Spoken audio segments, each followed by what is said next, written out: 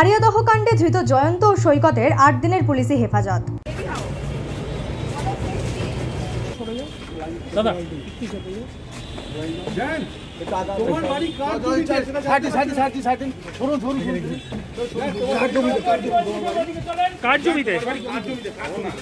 আরিয়াদহ কাণ্ডে ধৃত জয়ন্ত সিং সহ ৭ জনকে মঙ্গলবার ফের ব্যারাকপুর আদালতে তোলা হয়েছিল। অন্য একটি মামলায় দক্ষিণেশ্বর থানা জয়ন্ত সিং এবং সৈকত মান্না ওরফে জঙ্ঘাকে ১০ দিনের পুলিশি হেফাজত চেয়ে আবেদন করেছিল।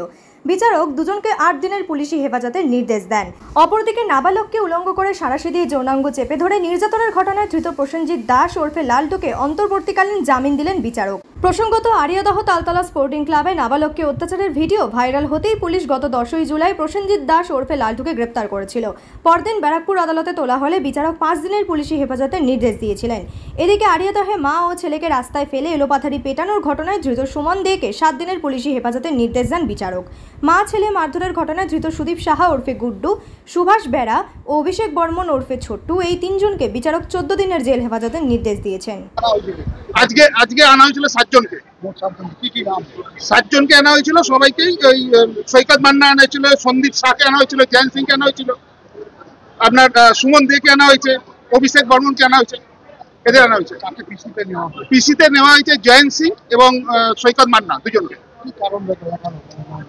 ওরা বলেছে যে একটা কমপ্লেন করেছে অর্গানাইজড ক্রাইম ১১১ নম্বর নতুন ধারায়, সেখানে বলেছে যে ওদের দরকার আছে, পিসিতে ইনভেস্টিগেশন নিয়ে গেছে। দক্ষিণেশ্বর ৯১ নম্বর কেসে, ভাইরাল ভিডিও কেসে আজকে একজনের বেল হয়েছে। ওর বিরুদ্ধে কোনো কমপ্লেন ছিল না, কোনো রকম কমপ্লেন আসেনি, কোনো ইনজুরি ছিল না, একজনকে বেল দিয়েছে। প্রসেনজিৎ এলাইস লালটু, প্রসেনজিৎ দাস এলাইস লালটু। এটা আমরা বলতে পারবো না দেখা গেছে কিনা, কিন্তু কেস রেকর্ডে কিছু নেই, রেকর্ডে কোনো ইনজুরি নেই বা কিছু নেই। পুলিশ এটাকে সুমোটো কেস করেছিল, কোনো কমপ্লেন ছিল না। ২০১৯ সালের কমপ্লেন, কমপ্লেনকে আজ অব্দি খুঁজে পাওয়া যায়নি, কোনো ইনজিওরকে খুঁজে পাওয়া যায়নি। এই কারণেই জজেফ বেল দিয়েছে। পরবর্তীকালে যদি কেউ আসে কেসে তখন দেখা যাবে, কিন্তু আজকে বেল দিয়েছেন প্রসেনজিৎ।